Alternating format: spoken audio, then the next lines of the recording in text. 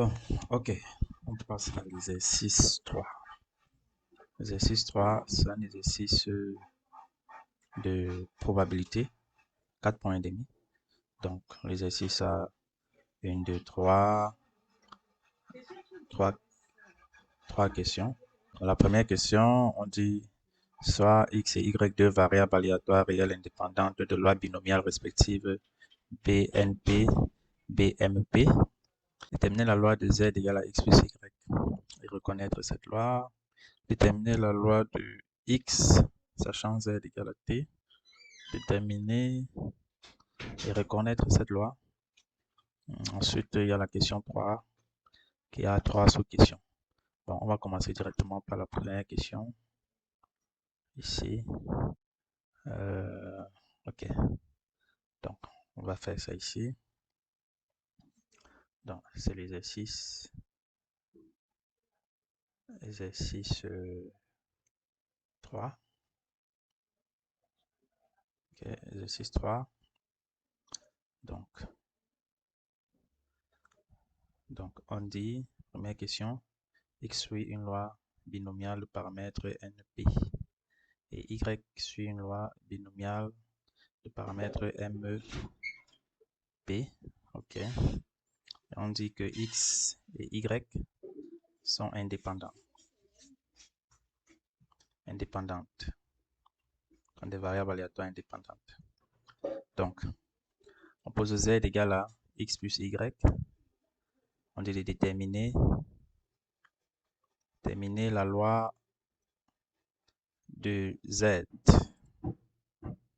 Donc, pour ce faire, on va calculer ce qu'on appelle la fonction génératrice des moments, m indice x de t. La fonction génératrice des moments, c'est la fonction qui est définie par mx de t égale à l'espérance mathématique de exponentielle de tx.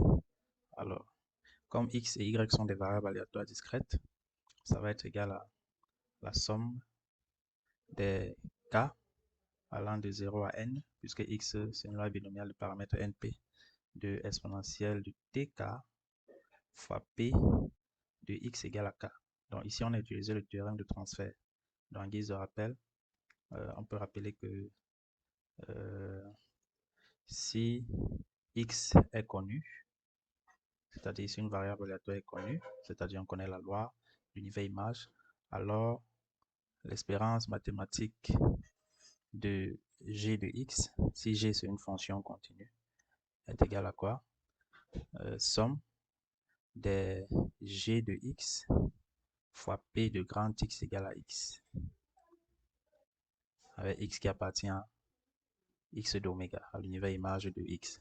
Donc ça, c'est le théorème de transfert. Donc, en appliquant ça, qu'est-ce qu'on obtient?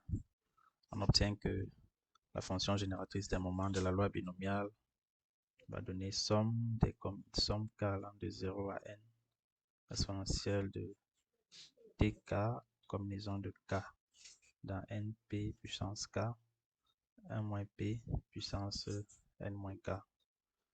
Bon, là, on peut regrouper les termes.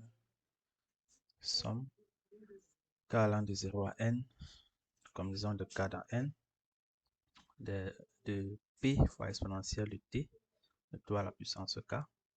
C'est-à-dire on a associé exponentielle de tk et p puissance k fois 1 moins p puissance n moins k. Donc, c'est égal à p exponentielle de t plus 1 moins p tout à la puissance n, d'après la formule du binôme de Newton.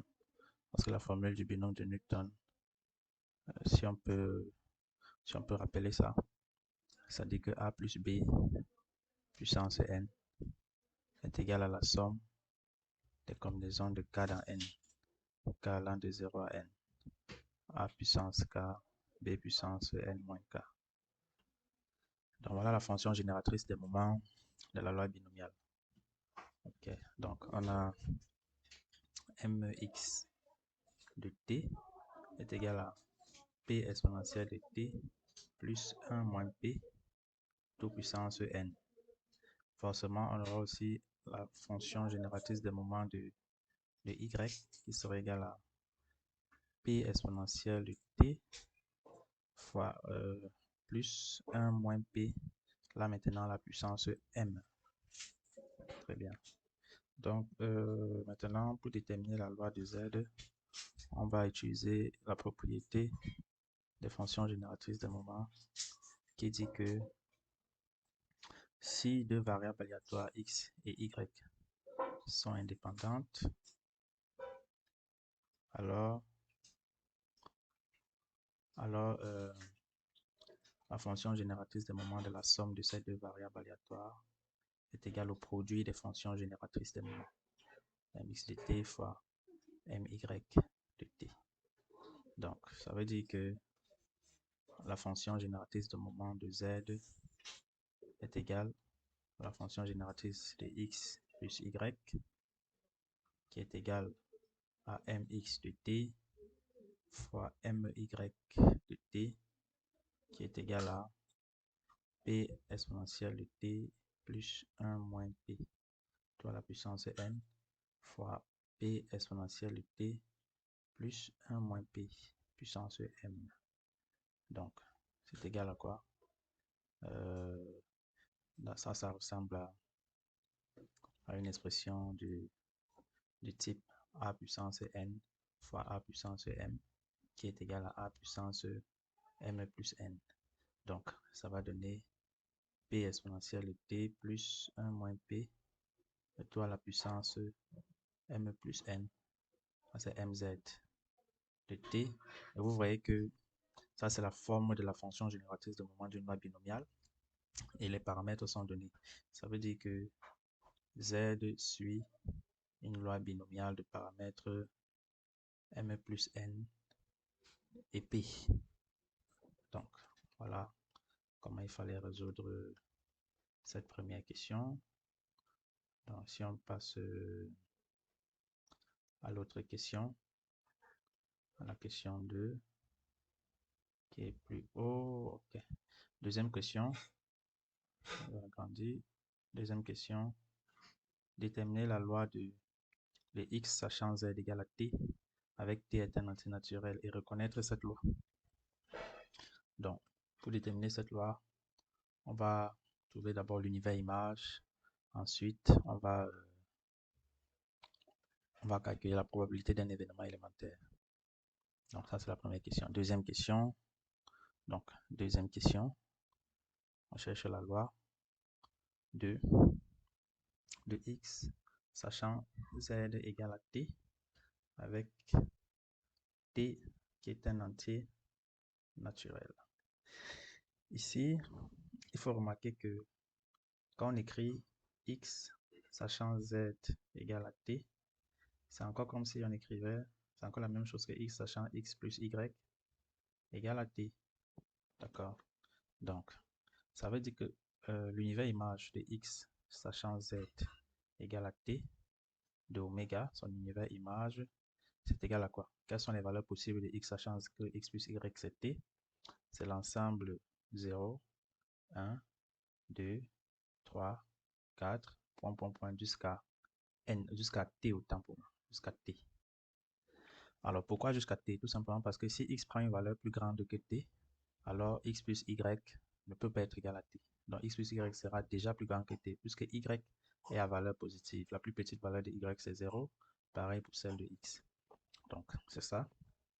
On va donc dire que, on va donc chercher, on va considérer soit k appartenant à x sachant z égale à t de oméga, c'est-à-dire soit k dans l'ensemble 0, 1, 2, 3 jusqu'à t. Très bien. Et là, on va calculer la probabilité que x soit égal à k, sachant que z est égal à t. À quoi est égale cette probabilité-là? Ça, c'est les probabilités conditionnelles. Donc, ça va faire probabilité que x soit égal à k inter z égale à t divisé par p de x, p de z égale à t. En guise de rappel, on rappelle que la probabilité de a sachant b, c'est la probabilité de A inter B sur la probabilité de B. Donc voilà, ça donne quoi? Ça va donner probabilité que X soit égal à K et inter Z de c'est X plus Y égale à T sur P de Z égale à T. C'est égal à P de X égale à K inter Y égale à T moins K sur P de Z égale à T. Tout simplement parce que Y c'est quoi? C'est T moins X, c'est-à-dire T moins K. Donc, ça va donner P de X égale à K fois P de Y égale à T moins K sur P de Z égale à T. Pourquoi ça donne le produit? Parce que X et Y sont indépendants. Donc, ça va donner, si on remplace, P de X égale à K, c'est combinaison de K dans N, P puissance K fois 1 moins P puissance N moins K multiplié par P de Y égale à T moins K, c'est combinaison de T moins K dans M, cette fois-ci, fois P puissance T moins K et 1 moins P puissance M moins T moins K. Le tout divisé par Y, Z, donc on a la loi de Z, c'est une loi binomiale, le paramètre M plus N, P. Donc ça va faire combinaison de T dans M plus N fois P puissance T et 1 moins P puissance M plus N moins T. C'est égal à,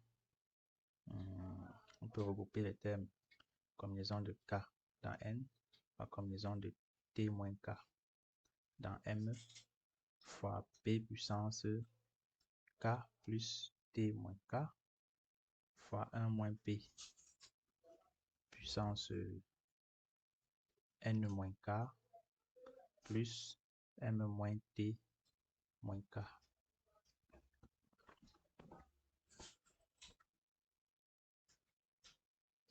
Ici, c'est M moins T plus K.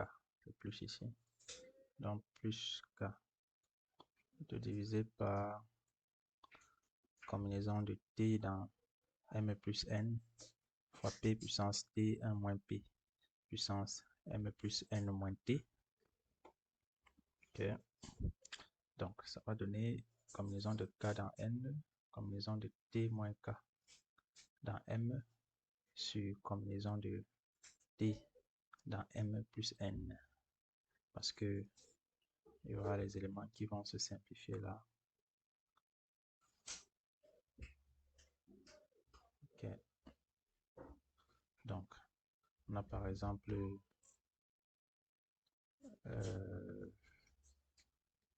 ça qui va se simplifier avec ça et ça qui va se simplifier avec ça. Donc, on trouve donc probabilité. Ok, donc on trouve que la probabilité X égale à K, sachant Z égale à T, est égale à combinaison de K dans N, combinaison de T moins K dans M, le tout divisé par combinaison de T dans M plus N. Et ça, c'est donc la formule d'une loi hypergéométrique. Ça veut dire que X sachant Z égale à T sur une loi hypergéométrique, le paramètre M plus N, T et P. Voilà. Maintenant, troisième question. Une usine fabrique des pièces dont une proportion inconnue P est défectueuse et on souhaite trouver la valeur approchée de P. Donc l'objectif de l'exercice, c'est de trouver une valeur approchée de P. Voilà l'objectif. On souhaite trouver une valeur approchée de P. On prélève N pièces. On suppose que les pièces, que le prélèvement se fait sur une population très grande et donc qu'il peut s'apparenter à une suite de N tirages indépendants avec remise. On note Xn, la variable aléatoire, égale au nombre de pièces défectueuses et on souhaite quantifier. Donc voilà, on souhaite quantifier le fait que Xn sur N soit une valeur approchée de P. Donc, première question, déterminer la loi de Xn et ses éléments caractéristiques. Ici, il faut savoir que l'expérience consiste à tirer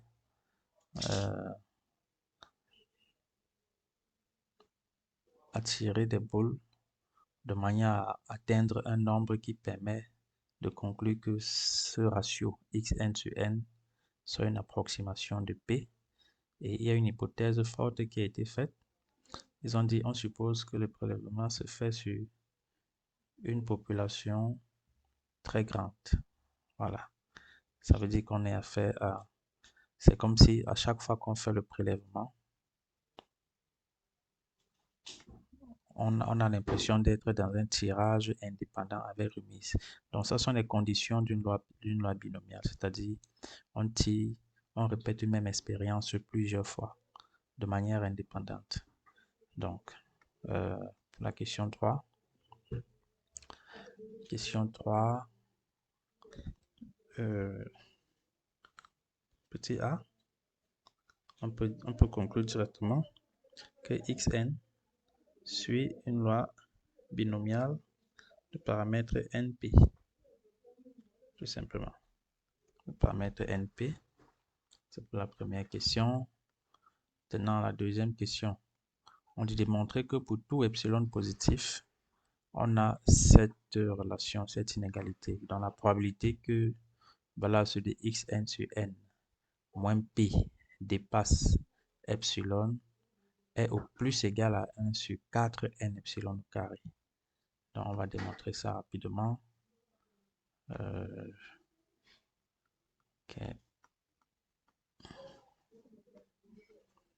3b. Question 3b.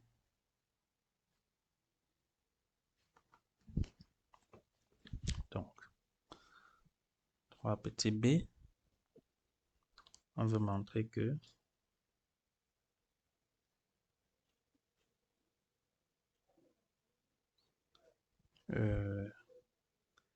la probabilité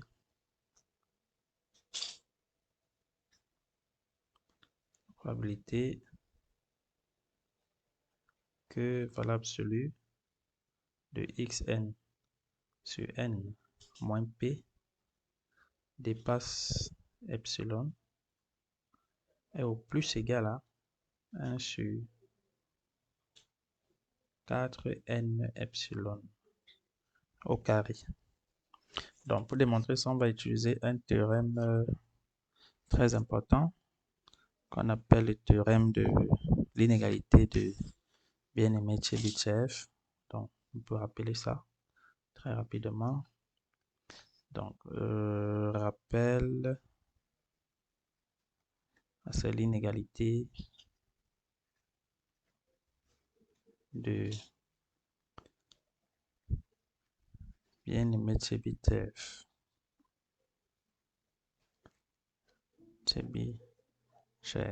Cette inégalité dit que si x est une variable aléatoire réelle qui admet une espérance mathématique et une variance, donc il faut que l'espérance et la variance existent, alors la probabilité que les observations de x s'écartent de la valeur moyenne, donc de E de x, d'une valeur au moins égale à epsilon, cette probabilité est plus petite que la variance de x sur epsilon au carré. D'accord? Donc, si on considère dans la variable, on va appliquer ça à la variable x sur n. Donc, on va dire en appliquant à, à la variable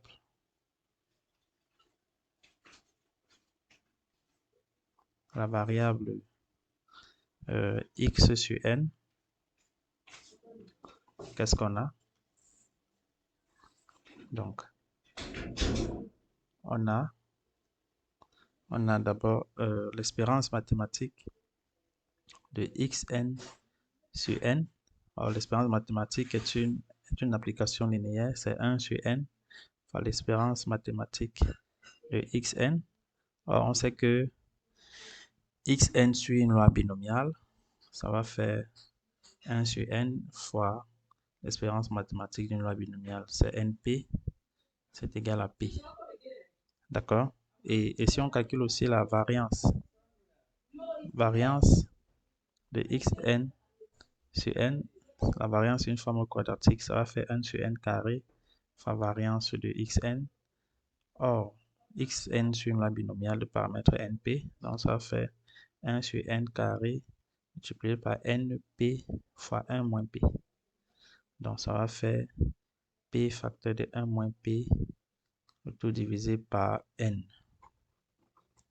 Donc, si on applique dans l'inégalité là-bas, qu'est-ce qu'on aura? On aura p de valeur absolue de xn sur n moins e de xn sur n plus grand que epsilon au plus égal à variance de xn sur n, le tout sur epsilon au carré. Qu'est-ce que ça va donner? Ça va donner p de valeur absolue de xn sur n moins espérance mathématique, c'est petit p, plus grand que epsilon, est au plus égal à, la variance là c'est p facteur de 1 moins p sur n epsilon au carré. Or, on peut remarquer aussi que p facteur de 1 moins p est égal à quoi? Est égal à p moins p au carré. Si on fait la forme canonique, ça va faire moins facteur de p carré moins p. La forme canonique va donner moins facteur de p moins 1 demi au carré moins 1 quart, ce qui va donner 1 quart moins p moins 1 demi au carré.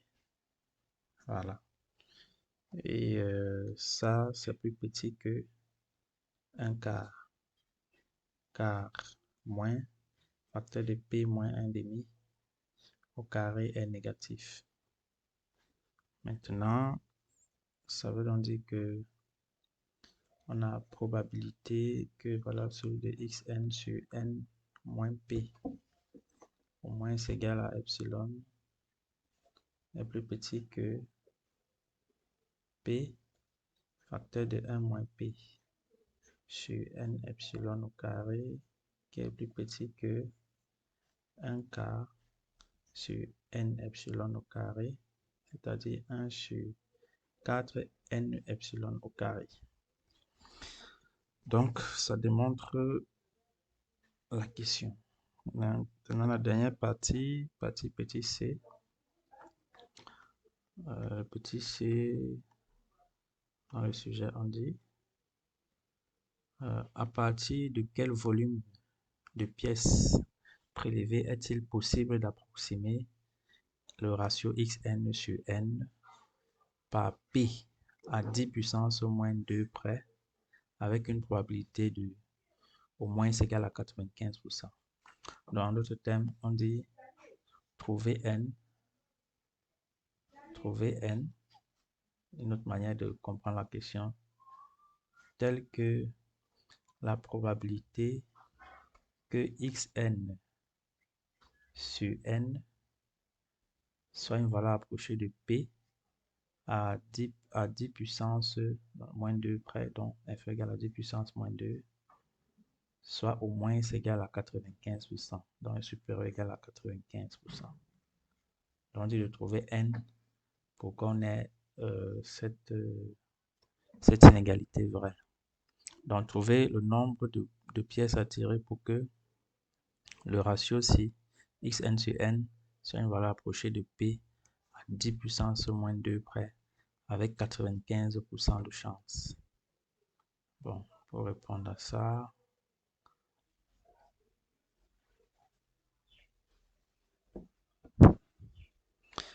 donc,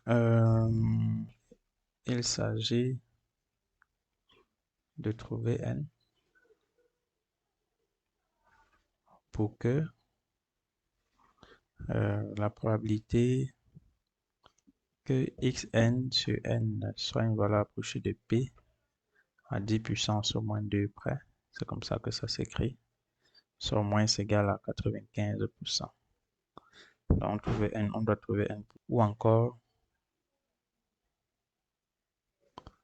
que 1 moins la probabilité que valable sur le xn sur n moins p soit plus grand, plus grand que 10 puissance moins 2, soit égal à, supérieur égal à 95%, c'est-à-dire que la probabilité que valable sur le xn sur n moins p soit plus grand que 10 puissance moins 2, cette probabilité-là soit au plus égal à 5%. D'après la question précédente, d'après la question B, qu'est-ce qu'on a? On a P de valable sur le xn sur n moins P plus grand que 10 puissance moins 2. Cette probabilité-ci est au plus égale à 1 sur 4n epsilon carré, c'est-à-dire 4n fois 10 puissance moins 2 au carré. D'accord. Donc, pour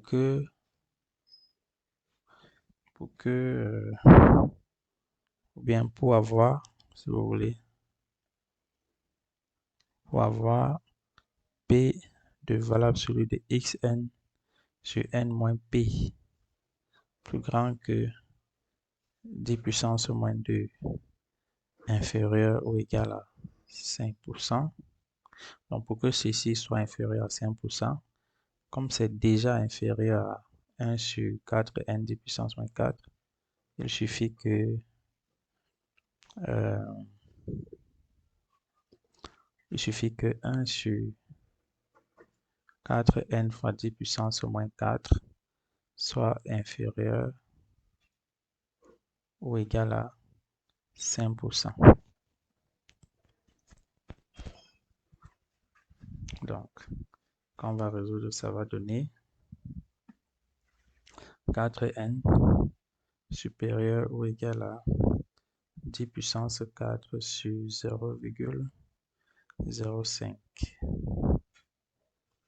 C'est-à-dire que n va être supérieur ou égal à 10 puissance 4 sur 0,05 fois 4, c'est-à-dire 50 000. Donc, il faut prélever au moins ces 50 000 pièces. Et conclusion, c'est que il faut prélever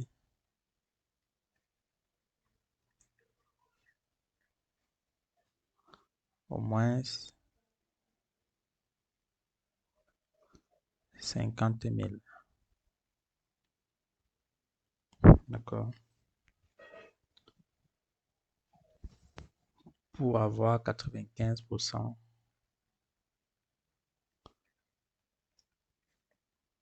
de chance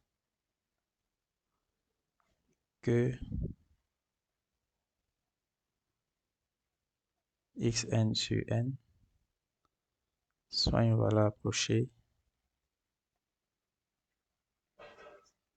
de p à 10 puissance moins 2 près.